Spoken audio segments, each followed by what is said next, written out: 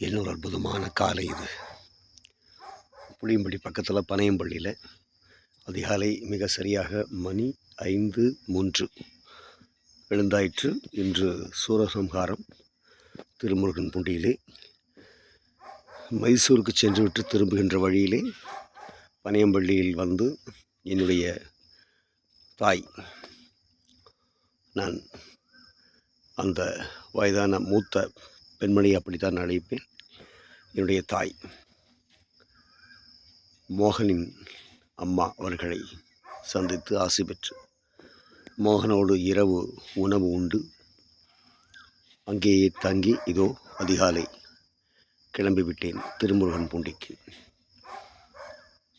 என்னை பைத்தியக்காரன் என்றும் என்னை ஒரு குடிகாரன் என்றும் என் முகத்துக்கு முன்பாக பலமுறை சொல்லி என்னை எச்சரிக்கை செய்கின்ற ஒரு தாய் மற்றும் ஒரு தம்பி, இவர்கள் மட்டுமே இந்த உலகத்தில்.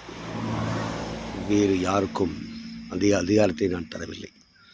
இதே வார்த்தையை வேறு யாராவது என்னிடத்தில் சொல்லியிருந்தால் அவர்கள் கதி என்ன ஆகும் என்பது என்னை அறிந்த எல்லோருக்கும் தெரியும், அறியும், புரியும். ஆனால் நான் இதை ரசிக்கிறேன். காரணம், ஆம், நம்மையும் அப்படி மிரட்டவும், அன்போடு கடிந்து கொள்ளவும், எச்சரிக்கை செய்யவும் யாராவது வேண்டாமா? அதற்கும் சில ஆட்கள் இருக்கத்தானே வேண்டும். அந்த உரிமையை யாருக்கு தருவது? இவர்களை விட அதற்கு சிறந்த மனிதர்கள் யார்? ருசிக்கிறேன். பசிக்கிற வாழ்க்கைக்கு தீனியாய் பலவிதமான அனுபவங்கள். ஆனந்தம், ஆனந்தம், பேரானந்தம், முருகானந்தம். நன்றி, வணக்கம்.